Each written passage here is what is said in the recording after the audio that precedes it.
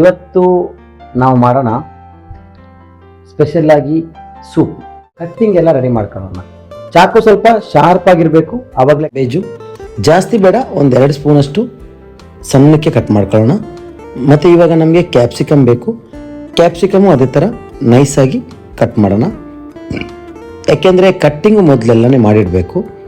ಇವಾಗ ಕ್ಯಾಪ್ಸಿಕಮ್ ಕಟ್ಟಾಗಿದೆ. ಇವಾಗ ಚಿಕನ್ ಅದೇ ಥರ ಜಾಸ್ತಿ ಬೇಡ, 40 ಗ್ರಾಮ್ ಅಷ್ಟು ಸಾಕು. ಸಣ್ಣದಾಗಿ ಕಟ್ ಮಾಡಿ ಇಟ್ಕೊಳ್ಳೋಣ. ಇಲ್ಲಿ ಆಯಿಲ್ ಹಾಕ್ತಾ ಇಲ್ಲ, ಸ್ವಲ್ಪ ಬಟರ್ ಹಾಕ್ತಾ ಇದ್ದೀನಿ.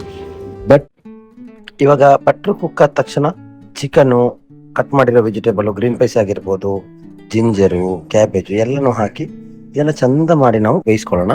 ಇದನ್ನು ಬೇಯಿಸ್ಬೇಕಾದ್ರೆ ನಾವು ಬೇರೆನೂ ಹಾಕೋದು ಬೇಡ, ಜಸ್ಟ್ ಅದಕ್ಕೆ ನೀರು ಹಾಕೋಣ.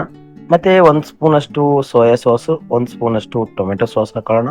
ಅದು ಚಂದ ಮಾಡಿ ಕುದಿ ಬರುತ್ತೆ. ಅದು ಚಂದ ಮಾಡಿ ಬೆಂದ ತಕ್ಷಣ ಅದಕ್ಕೆ ನಾವು 1 ಸ್ಪೂನು ಕಾರ್ನ್ಫ್ಲೋರ್ನ ಚಂದ ಮಾಡಿ ಮಿಕ್ಸ್ ಮಾಡಿ ಹಾಕೋಣ. ಒಂದು ಪಾತ್ರೆಯಲ್ಲಿ ಮೊಟ್ಟೆ ಹಾಕೋಣ. ಮೊಟ್ಟೆ ಹಾಕಿ ಅದನ್ನ ಚಂದ ಮಾಡಿ ಮಿಕ್ಸ್ ಮಾಡೋಣ.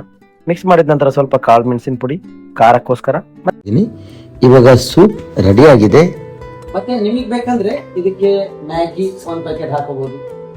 ಒಂದು 15 ರುಪೀಸ್ ಪ್ಯಾಕೆಟ್ ಬರುತ್ತೆ, ಅದೊಂದು ಪ್ಯಾಕೆಟ್ ಮ್ಯಾಗಿ ಹಾಕಿದ್ರೆ ಇನ್ನೂ ಚೆನ್ನಾಗಿರುತ್ತೆ, ಹೊಟ್ಟೆ ತುಂಬ ತಿನ್ಬೋದು. ಯಾಕಂದ್ರೆ ನೈಟ್ ಊಟಕ್ಕಿಂತನೂ ಸೂಪ್ ಬೆಸ್ಟ್.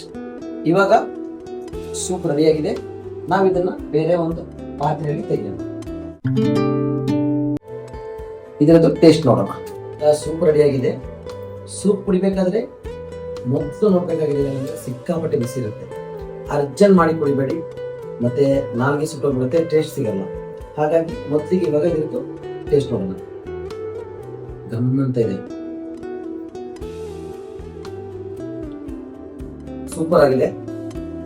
ಯಾಕಂದ್ರೆ ಚಿಕನು ಇದೆ, ಪ್ಲಸ್ ಮೊಟ್ಟೆನೂ ಇದೆ, ವೆಜಿಟೇಬಲ್ಸ್ ಇದೆ. ನೀವು ಇದನ್ನು ಇನ್ನೂ ಟೇಸ್ಟ್ ಮಾಡ್ಬೇಕಂದ್ರೆ 1 ಪ್ಯಾಕೆಟ್ ಮ್ಯಾಗಿನೋ ಅಥವಾ ಹಿಪ್ಪಿ ನೂಡಲ್ಸು ಅದನ್ನ ಹಾಕಿ ಇನ್ನೂ ಸಖತ್ತಾಗಿದೆ. ಬಟ್ ನನಗೆ ಜಾಸ್ತಿ ಬೇಡ, ಸ್ವಲ್ಪ ಕ್ವಾಂಟಿಟಿ ಸಾಕು. ಹಾಗಾಗಿ ನಾನು ಇವಾಗ ಇದನ್ನ ಮಾಡಿದೆ.